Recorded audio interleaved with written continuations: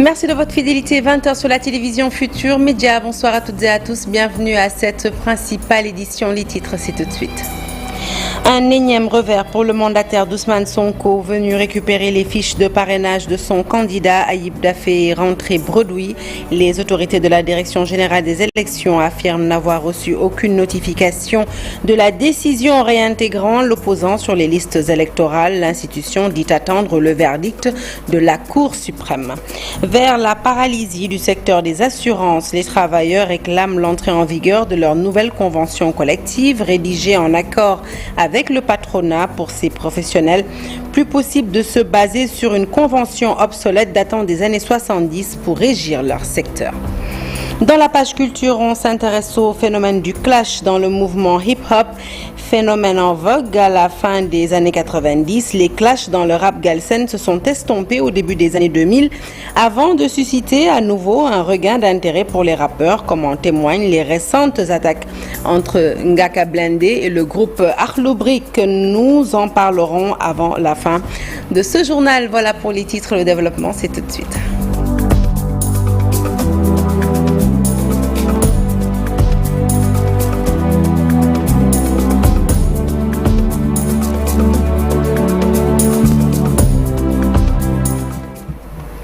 Bonsoir à toutes et à tous. Un journal que nous ouvrons tout de suite avec le refus de la Direction générale des élections de remettre les fiches de parrainage au mandataire d'Ousmane Sonko, et cela malgré la décision du tribunal d'instance de Ziguinchor de le réintégrer sur les listes électorales. Selon l'institution, aucune notification émanant du tribunal de Ziguinchor ne lui a été adressée. Par conséquent, les autorités de la DGE campent sur leur position et disent attendre le verdict de la Cour suprême. Le reportage est signé Aminata Mbaresso. Au-devant de l'actualité ces dernières 24 heures, la Direction générale des élections sort de son mutisme. Par la voix du directeur de la communication et de l'information, la Direction générale des élections donne sa version des faits suite à l'ordonnance rendue par le juge du tribunal d'instance de Ziguinchor. Sur cette question, ce qu'il faut comprendre, c'est que l'État du Sénégal a considéré que la décision n'est pas encore définitive et que l'État va user de toutes les voies de recours que lui offre la loi.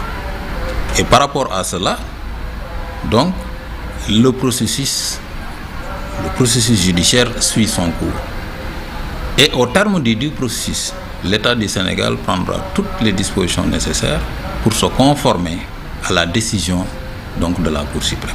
Revenons sur les allégations du mandataire de Ousmane Sonko, toujours dans l'incapacité de retirer des fiches de parrainage. La Direction générale des élections dit n'avoir reçu aucune notification. En considérant que la décision n'est pas encore une décision définitive et attend la décision de la Cour suprême pour pouvoir donc réintégrer la personne, si telle est la décision de la Cour suprême.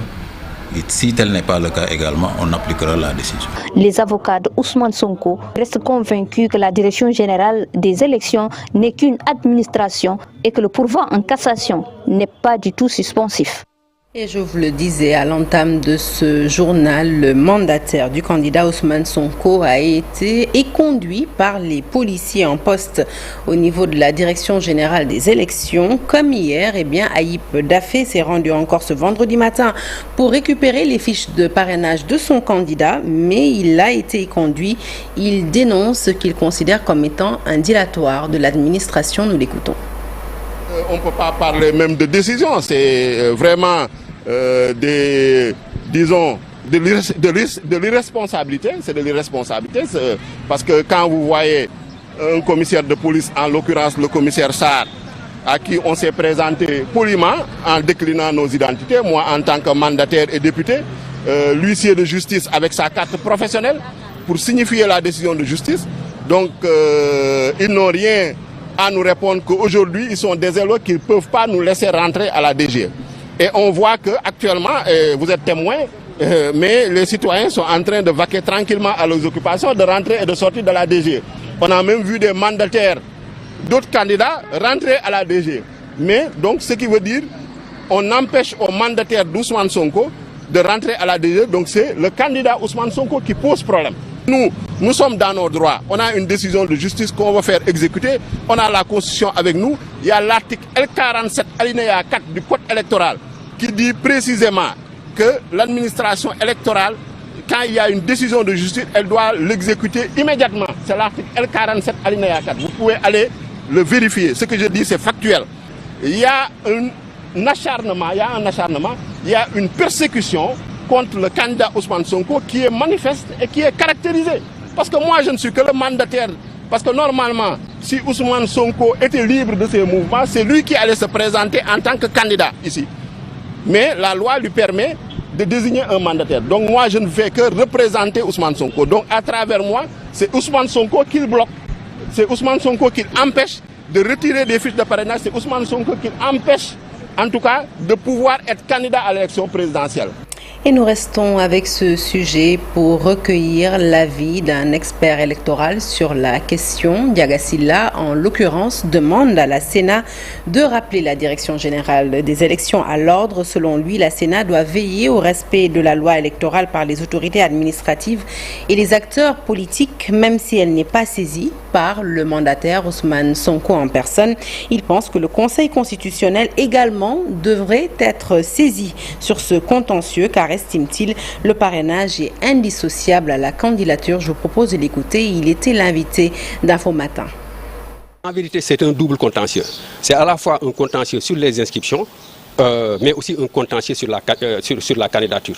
Or, le Conseil constitutionnel a la compétence justement d'apprécier, non seulement de recevoir les candidatures, mais aussi de juger de la validité des candidatures. De sorte que en France, la question a été réglée depuis 1981 pour faire en sorte que le Conseil constitutionnel soit donc compétent pour justement traiter des recours portant sur les actes administratifs préparatoires. Mais aujourd'hui, au-delà justement d'un acte administratif pris par l'autorité, il s'agit effectivement de refuser justement à un candidat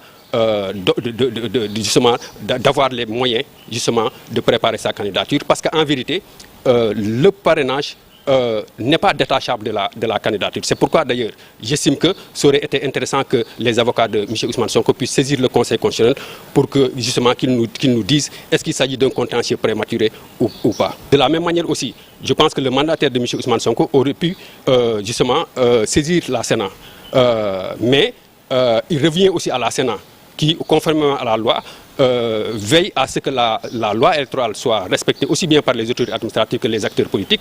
La Sénat aussi devrait effectivement donc se prononcer en fait, donc, sur la question, même si elle n'a pas été saisie. La Direction générale des élections est-elle dans la légalité en refusant de recevoir le mandataire d'Ousmane Sonko pour lui remettre les fiches de parrainage de son candidat? Eh bien non, en vertu de l'article L47 alinéa 4 du Code électoral. Le pourvoi en cassation n'étant pas suspensif aux yeux des spécialistes du droit, eh bien la DGE doit se soumettre à la loi, notamment à la décision du tribunal de grande instance de Ziguinchor. Lecture avec Ibrahim Akan. Je continuerai de consacrer toutes mes forces à défendre sans faille les institutions constitutionnelles de la République, le respect des décisions de justice. Plus de 3 mois après cette déclaration du chef de l'État, une question taraude l'esprit des Sénégalais. L'ordonnance du tribunal d'instance de Ziguinchor qui annule la radiation d'Ousmane Sonko des listes électorales ne fait-elle pas partie de ces décisions de justice dont le président Sall s'engageait à veiller à leur stricte application? La question mérite d'être posée quand on sait que la Direction générale des élections n'a toujours pas remis au mandataire de Sonko les fiches de parrainage de son candidat, alors que le juge Sabassi Faye a ordonné sa réintégration sur les listes électorales. En vertu du code électoral, la DGE peut-elle se soustraire à l'obligation de se soumettre à la loi, notamment à l'application des décisions de justice? Disons-le tout net, refuser de donner des fiches de parrainage à un candidat déclaré alors qu'une décision de justice ordonne sa réintégration sur les listes électorales constitue une entorse au code électoral, notamment en son article L47 alinéa 4. La campagne de collecte de parrains obéit à un timing bien défini et tous les candidats doivent compétir à chance égale.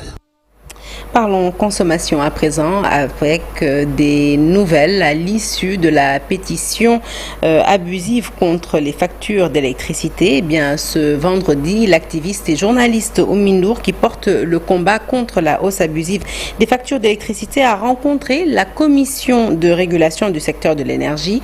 Le président Ibrahima Niane a promis de répondre aux préoccupations des consommateurs dès la semaine prochaine. Oumy Ndour se félicite de la disponibilité de la commission. En revanche, elle ne baisse pas les bras et compte poursuivre le combat jusqu'à ce que les Sénégalais soient édifiés sur les causes de cette hausse. Elle espère aussi une réponse qui permettra une réelle baisse du coût de l'électricité. Abdoulaye Diop et Alioune Diagne ont assisté à cette rencontre. Reportage. C'est un mémorandum de 10 points qui a été présenté aujourd'hui par Oumy Ndour et son équipe à la commission de régulation du secteur de l'énergie. Nous demandons un moratoire sur les paiements des factures des bimestres juillet, août et août-septembre, une revue de toutes les factures présentant une hausse démesurée et inexpliquée, une tarification du WFL et une facturation du post-paiement plus transparente, le relèvement de la tranche sociale de 150 à 250 kW, un audit du système WFL, coûts et compteurs, la mise en place d'un système d'annulation de transactions sur la plateforme WFL, la possibilité pour le client de choisir entre le prépaiement et le post-paiement. Le président Ibrahima Niane se réjouit de cette rencontre et s'engage à réagir. Certains points relèvent du régulateur, d'autres points relèvent du gouvernement, mais aussi il y a des points qui relèvent de Sénélec. Et nous, on va se donner donc le temps nécessaire pour répondre sur les interpellations qui nous concernent, au plus tard la semaine prochaine. En cas de mécontentement du client face aux réclamations de la Sénélec, ce dernier a la possibilité de faire appel à la commission de régulation du secteur de l'énergie. Si, au bout de l'examen que Sénélec est en train de faire, les usagers ou bien l'usager n'est pas satisfait, il a la possibilité de faire un recours au niveau de la commission de régulation du secteur de l'énergie. Selon Oumy Ndour, les Sénégalais ne recherchent pas de réponses évasives, mais ils souhaitent une réelle réduction des prix de l'électricité. Au niveau de la commission, ils ont commencé à poser des actes et il nous a annoncé que la Sénélec était convoquée ici mardi. Donc on attend de voir ce qui sortira de cette rencontre, mais nous, entre-temps, on ne baisse pas les bras. On continue la mobilisation. L'initiatrice de la pétition contre la hausse abusive des factures d'électricité ne compte pas relâcher la pression. Elle appelle à poursuivre la mobilisation jusqu'à ce que les réclamations des consommateurs soient satisfaites. Suivons ce sujet avec justement la commission de régulation du secteur de l'énergie qui, via communiqué, nous apprend qu'elle a constaté depuis ces derniers temps des récriminations de clients de Sénélec contre le système de facturation concernant aussi bien le prépaiement WFL que le post-paiement. La CRSE tient à rappeler aux clients de Sénélec qu'elle est la seule structure habilitée à approuver une hausse ou une baisse des tarifs conformément à la réglementation en vigueur. Le dernier ajustement des tarifs d'électricité de Sénélec remonte à janvier 2023. La CRSE rappelle également aux consommateurs qu'elle veille à la préservation et à la protection de leurs intérêts et qu'à ce titre, elle s'assure de la conformité des tarifs appliqués par Sénélec avec la grille tarifaire validée. Enfin, dans ce cadre, la CRSE entend mener toutes les diligences nécessaires pour s'assurer du respect des droits des consommateurs. Vers un blocage du secteur des assurances, les travailleurs menacent d'aller en grève si le patronat ne signe pas la convention collective qui a déjà fait objet d'accord. Face à la presse, ces membres du syndicat des travailleurs estiment que la convention qui régit leur profession est obsolète puisqu'elle date de 1977. Ils n'excluent donc pas de nouvelles discussions mais exigent la signature de la nouvelle convention le plus rapidement possible. Nous écoutons tout de suite le secrétaire général du syndicat, Amdi Moustapha Diallo. Il s'exprime au micro d'Al-Hassan Bayaya Diallo. À une dénonciation de la convention collective du secteur des assurances qui date de 1977. Nous avions démarré les pourparlers et que les pourparlers se sont bien déroulés et depuis un certain temps, il ne restait qu'à la signature de cette convention. Depuis 3 mois, nous sommes en l'attente de cette signature. Malheureusement, à quelques jours de la date prévue, le patronat quand même a désisté pour donner des motifs inexplicables, à savoir un manque de temps et une coordination qui devait se faire à leur niveau.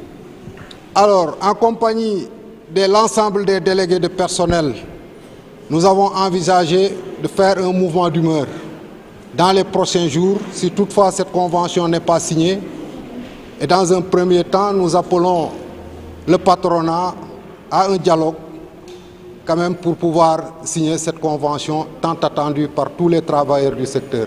Et avec un secteur qui s'accumule des résultats positifs, des bénéfices d'année en année, je veux dire que ces 5 dernières années, notre secteur a régulièrement fait des bénéfices. À hauteur de près de 30 milliards de francs CFA, nous avons fait des bénéfices. Notre chiffre d'affaires s'élève à 249 milliards. Allez, on quitte Dakar, destination Saint-Louis. La ville tricentenaire a abrité un comité régional de développement, un spécial, en présence du Premier ministre Amadou Ba. Le maire de Saint-Louis et le président du conseil départemental ont porté des plaidoyers pour la réhabilitation des écoles de la commune en état de délabrement avancé, la construction d'un nouveau lycée pour le quartier de Pikine, mais aussi et surtout le démarrage des travaux de l'hôpital de niveau 4 dont la pose de la première pierre avait été effectuée par le chef de l'État Macky Sall. Le chef du gouvernement Amadou Ba promet une réaction rapide pour répondre aux attentes des populations. Le point, c'est avec Ousseynou Diop et Habib Seck. La visite du Premier ministre Amadou Ba à Saint-Louis a permis au maire de la commune Amadou Mansour Faye de faire un plaidoyer pour un programme spécial de réhabilitation des écoles de la commune. Aujourd'hui, cet établissement est dans un état de délabrement très avancé, à l'image même de pas mal d'écoles primaires. Un programme est nécessaire, bien que la commune, à travers le PACASEN, est en train de réaliser la réhabilitation de certaines de ces écoles. Le président du conseil départemental, Maître Moustapha Mbaye, a aussi interpellé le Premier ministre sur la nécessité de doter le quartier Pikine d'un lycée pour permettre aux élèves de rester dans cette zone de plus de 80 000 âmes. C'est au bas mot un tiers de la population de Saint-Louis. Tous les matins, c'est des hordes de jeunes, d'enfants que vous voyez sortir de la banlieue. La ville de Pikine mérite un lycée. Pour le Premier ministre Amadou Ba, les travaux de l'hôpital de niveau 4 vont bientôt démarrer à Saint-Louis. Il a aussi promis de régler définitivement le problème des écoles en état de délabrement très avancé. Le financement est acquis. Le ministère de l'économie travaille sur ce dossier déjà qui est très avancé. Vous aurez votre hôpital de niveau 4. Par exemple, pour le programme de réhabilitation des écoles. Oui, dès 2024, il y a une partie du budget qui va être consacrée à la réhabilitation des établissements scolaires au niveau national. Je pense qu'un effort particulier soit fait au niveau de Saint-Louis. Donc, d'ores et déjà, vous dire qu'au nom du gouvernement, ça sera fait. Après 2 jours dans le département de Saint-Louis, Amadou Ba sera dans le département de Dagana pour une tournée de 2 jours. Parlons santé à présent avec le 8e congrès de la Société sénégalaise de neurochirurgie qui s'est ouvert à Dakar ce vendredi. Le thème, la chirurgie minimale invasive, ce qui signifie moins de temps, mais aussi et surtout moins de douleur. Une occasion saisie par les neurochirurgiens pour discuter de leurs préoccupations, mais aussi du nombre réduit de neurochirurgiens au Sénégal. Compte rendu signé Fatou Bintou Conté et Diafaraba. Moins de 30 neurochirurgiens pour tout le Sénégal, un nombre insignifiant qui amène ces médecins à s'asseoir autour d'une rencontre pour discuter de leur métier. Au niveau de l'UCAD, nous avons formé un total de près de 100 neurochirurgiens qui sont dans 17 pays africains. Au niveau du Sénégal, nous sommes à l'heure actuelle, en tant que praticiens de neurochirurgie, nous sommes 28 neurochirurgiens. Inégalement répartis. Donc il y a la majorité à Dakar. Il y en a un à Saint-Louis, il y en a 2 à Ziguinchor, 2 à Kaolack, 3 à Thiès. C'est trop peu. Inégalement répartis dans tout le pays, le professeur Momar Kodeba estime que les jeunes doivent plus s'intéresser à cette branche de la chirurgie. Et d'inciter les jeunes neurochirurgiens à aller dans les régions et à les faire encadrer par des seniors qui arriveraient peut-être de Dakar ou d'autres régions. Mais ça ne peut pas continuer ainsi parce que il n'est pas concevable qu'une urgence puisse quitter une région comme Tambacounda pour être évacuée ou à Dakar ou à Kaolack. Lors de ce 8e congrès de la Société sénégalaise de neurochirurgie, la chirurgie minimale invasive sera au cœur des débats. Nous avons consacré comme thème principal les complications, ce qu'on appelle la chirurgie minimale invasive, c'est-à-dire opérer quelqu'un avec le minimum de cicatrices, avec le minimum de douleurs post-opératoires et le minimum de durée d'hospitalisation. Pendant 2 jours, ces neurochirurgiens vont passer au peigne fin tous les contours de leur métier. Et nous passons de la santé à l'éducation pour évoquer cet audit des établissements professionnels de formation privée, une initiative du ministère de la formation professionnelle qui a eu pour conséquence la fermeture de près de 450 établissements privés de formation.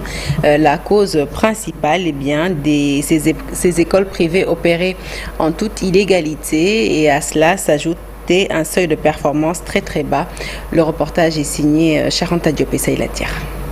De qualité a concerné plus de 450 établissements. Beaucoup d'éléments liés à la performance dans le déroulement des enseignements-apprentissages ont été visités dans la région de Thiès. Nous avons des établissements qui disposent d'autorisation, mais qui ne parviennent pas du tout à performer. Il y a une décision, on les a donné un délai de 6 mois pour vraiment aller vers un début de performance, mais il y a des établissements qui n'ont aucune autorisation et qui sont dans un seuil de performance très bas. On a voulu les accompagner à la fermeture, donc il n'y a pas d'apprenants privés ou publics. Tous les apprenants sont des Sénégalais. L'Académie de Thiès a obtenu des résultats acceptables, mais il reste beaucoup à faire, selon Ibrahim Diop, inspecteur de spécialité à l'inspection d'Académie de Thiès. Privé, nous avons audité 38 établissements et la majorité des établissements a une moyenne supérieure à 60%, ce qui est dans l'ordre de l'acceptable.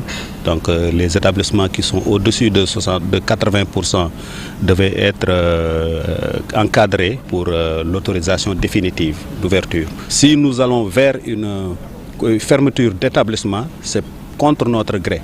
Thiès et Dakar regroupent plus de 110% de l'offre de formation professionnelle privée. Selon les autorités du ministère de la formation professionnelle, les ressources humaines seront renforcées pour mieux accompagner les établissements. L'ambassadeur d'Italie et le directeur de l'Organisation internationale du travail ont procédé ce vendredi à la signature d'un nouveau programme multibilatéral. Il est intitulé « Création d'emplois récents par une insertion efficace des jeunes sur le marché du travail et formalisation des entreprises au Sénégal ». Financé à hauteur de 2 millions d'euros par le gouvernement italien, le dit projet a pour objectif de stimuler l'entrepreneuriat et la promotion du travail décent, mais aussi d'accompagner la réforme de la Convention nationale État-employeur. Nous écoutons tout de suite Draman Aïdara, c'est le directeur du BIT, bureau de Dakar. Il s'exprime au micro d'Alioune Diagne. Cet accord, qui alloue un financement de 2 millions d'euros sur une période de 2 ans, est le témoignage tangible de notre détermination à stimuler la création d'emplois décents au Sénégal par l'amélioration du dispositif d'insertion des jeunes et hommes, aussi bien hommes et femmes, et la formalisation des entreprises. Le projet que nous nous apprêtons à lancer aujourd'hui, fruit d'une collaboration solide, incarne les principes fondamentaux de l'agenda du travail décent qui sont au cœur de la mission du BIT, ainsi que notre vision partagée d'un avenir où chaque jeune Sénégalais a la possibilité de réaliser son potentiel. Ce projet a 2 composantes essentielles qui sont en parfaite adéquation avec les besoins du Sénégal et les objectifs du BIT. La première composante du projet vise à appuyer la réforme de la Convention nationale État-employeur pour la promotion du travail décent, une meilleure employabilité et l'insertion socio-professionnelle des jeunes hommes et femmes. La deuxième composante est dédiée à la formalisation des entreprises à travers l'appui à l'opérationnalisation du statut de l'apprenant. En effet, au Sénégal, de nombreuses entreprises opèrent dans le secteur informel, privant ainsi les travailleurs de leurs droits et le pays de précieuses ressources. Nous croyons fermement que l'entrepreneuriat peut être une force motrice de création d'emplois décents, mais aussi de développement économique durable. Dans le sud du pays, le combat pour la révision des articles 111 et 196 du Code de la famille s'intensifie. Les organisations de femmes qui voient dans ces deux articles des brèches ouvertes qui accentuent la discrimination des femmes et remettent en cause les droits des enfants ont décidé d'impliquer acteurs de la société civile, leaders d'opinion, leaders religieux et acteurs territoriaux dans la bataille pour attirer l'attention de l'opinion sur la cause.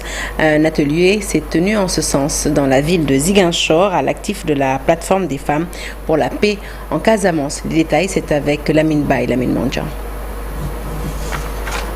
16 du Code de la famille qui ouvre la voie au refus de paternité est la source du malheur de plusieurs femmes victimes de rejet dans leur propre entourage, en plus de subir le jugement de l'enfant à l'âge de la maturité. Nous prenons le thème de la paternité. L'enfant qui est né sans parents, sans père, il grandit avec ce stress. Et comment l'enfant-là regarde sa maman? L'enfant va se dire que sa maman n'a pas mené une belle vie. Et la femme aussi, dans son environnement, elle vit, elle est déshonorée. C'est la raison pour laquelle nous sommes là. Nous allons discuter ensemble pour amener des solutions à ces fléaux. Quant à l'article 111, il est l'une des principales causes de déperdition scolaire chez la fille dans la région de Ziguinchor. Il y a la scolarisation des filles qui est amputée. Parce que quand on te dit qu'à l'âge de 16 ans, tu peux aller te marier, à 16 ans, on t'enlève de l'école pour aller te marier. Donc ta scolarité est amputée. Les femmes ne veulent pas rester les bras croisés devant une telle injustice. Elles mènent un combat depuis des mois pour obliger les autorités à réviser ces deux articles. L'implication des leaders d'opinion, des acteurs de la société civile et des acteurs territoriaux est privilégiée pour capter l'attention de l'opinion. La tenue d'un atelier à l'initiative de la plateforme des femmes pour la paix en Casamance s'inscrit dans cette logique. Et nous, en tant que conseil départemental, nous sommes venus épauler nos concitoyennes qui estiment à juste raison qu'il y a des choses à revoir dans cette législation. Donc nous sommes venus apprendre, mieux apprendre pour porter le plaidoyer de la meilleure des façons possibles, pour avoir les éléments de langage afin de pouvoir convaincre le législateur ainsi que le pouvoir exécutif à faire en sorte que le code de la famille correspondent réellement à la volonté des citoyens de vivre une vie heureuse et épanouie dans la société. Depuis quelques mois, les organisations de femmes semblent prendre à bras le corps le combat pour la révision des articles 111 et 196 du Code de la famille. L'implication des leaders d'opinion est une stratégie pour emballer l'opinion. Allez, nous nous intéressons à présent à cette vente aux enchères des objets appartenant au président poète Léopold Sédar Senghor. Aujourd'hui, la télévision Futur Média a donné la parole à l'homme qui a alerté les autorités sénégalaises à la suite d'un article paru dans le quotidien Ouest France. Il s'agit du maire de la commune de Roufigny en Normandie, son nom, Émile Constant, qui s'est dit étonné de constater que le gouvernement du Sénégal n'était pas averti de cette démarche. C'est à partir de ce moment qu'il a envoyé l'article à l'ancien directeur général des mines, Ousmane Cissé, qui à son tour a saisi les autorités compétentes. Aujourd'hui, il exprime sa joie après que l'État du Sénégal a décidé d'arrêter tout bonnement cette vente. Nous l'écoutons, il s'agit donc du maire de Roufigny en Normandie, Émile Constant, qui s'exprime avec Chérif Dia. En consultant, donc, comme je le fais tous les matins, le Ouest France, qui est un grand quotidien régional en France, j'ai constaté qu'il y avait un article sur des objets ayant appartenu donc au président Senghor, et j'ai été surpris que ça se vende aux enchères, et je n'ai pas compris pourquoi le gouvernement du Sénégal n'avait pas été averti de cette démarche. Donc je me suis permis de faire une capture écran de l'article en question et de l'envoyer à mon ami Ousmane Cissé. Mon ami Ousmane donc a réagi tout de suite, puisque dans la journée, les autorités du Sénégal ont fait le nécessaire pour arrêter cette vente et faire une demande de restitution suivant les modalités en vigueur pour récupérer donc tous ces objets. J'en suis d'autant plus ravi que on peut considérer que le Sénégal est la Normandie vit depuis maintenant 30 à 40 ans, grâce au président Senghor, une histoire d'amour. Voilà ce que je voulais dire. Et je suis ravi que le gouvernement et le Sénégal récupèrent tous ces objets pour les exposer dans le musée consacré au président Senghor. Elle est toujours en culture. On s'intéresse à présent à un fait qui déchaîne les passions. Il s'agit du clash dans le mouvement hip-hop et plus particulièrement dans le rap. L'agitation provoquée par les attaques de Ngaka Blindé et les répliques de Akhlou Brick à travers leur musique ont remis au goût du jour le clash dans le rap galsen. Une pratique bien connue du rap sénégalais, mais au fil du temps, le côté artistique, il faut l'avouer, brûlant du clash, c'est un peu dissous dans une pratique plus commerciale liée aussi à l'impact des réseaux sociaux. Nos reporters ont donné la parole à des acteurs qui sont dans le mouvement hip-hop depuis plusieurs décennies et d'autres qui suivent de près l'évolution du rap sénégalais. Un dossier signé Ibou Diouf, Lamine Diagne et Yaya Diallo. Quand on parle du clash dans le rap au Sénégal, nous avons l'épopée du Rapadio qui avait attaqué tout le monde, sans oublier le duo Rouman-Bibson, entre autres. Actuellement, Ngaka Blindé et Ara de Akhlou Brick régalent les fans. Oui, les jeunes, c'est vrai qu'en ce moment, ça fait beaucoup de buzz. Je vois Ara de Akhlou Brick et Ngaka Blindé.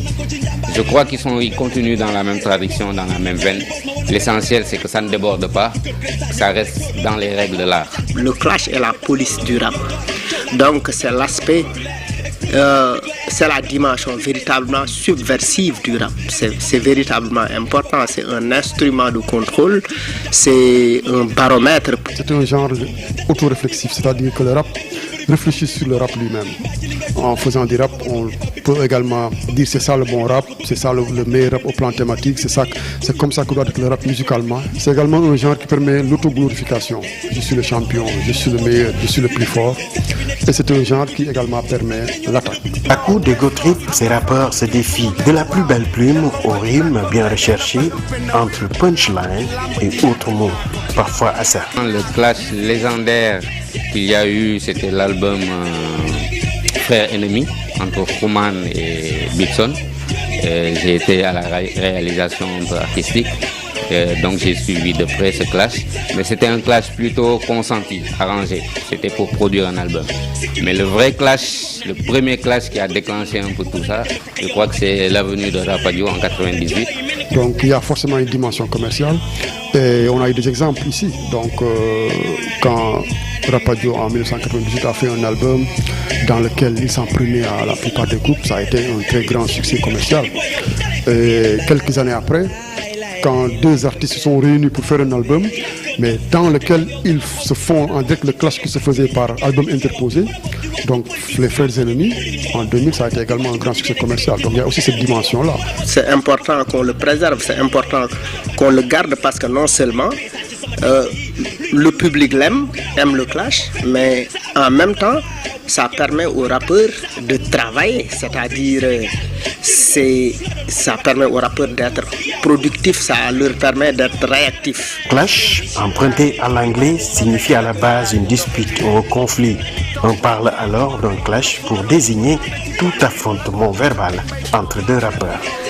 Aujourd'hui, en observant le clash Akhlou Brick Ngaka Blindé, on a bien vu qu'il y a beaucoup de gens qui suivent ça. C'est très important parce que les deux rappeurs, effectivement, remettent le rap ou le hip-hop dans l'actualité. Aujourd'hui, ils sont véritablement dans l'actualité. C'est la raison même de cette interview. Qu'on acquiesce ou non, la tendance des clashs aura fait naître quelques-uns des plus grands classiques du rap. Peut-être parce que la haine, la compétition sont depuis des ressources inépuisables pour les artistes. Comment encadrer, c'est la maturité, faire appel à la maturité justement parce que c'est plus des jeunes artistes, ils ont quand même du vécu derrière eux et je crois qu'ils ne doivent pas se laisser emporter par le succès et l'engouement des fans, quoi. Le clash consiste dans sa version la plus commerciale à attaquer un ou plusieurs rappeurs dans un de ses titres. Il peut y avoir aussi une forme régulatrice dans le rap. La plupart du temps, les clashs se terminent par une réconciliation. Merci beaucoup à Ibou Diouf. Merci à vous d'avoir suivi ce journal qui est à présent terminé. L'actualité se poursuit sur toutes nos plateformes digitales. Restez avec nous tout de suite, la deuxième partie du Soir d'Info.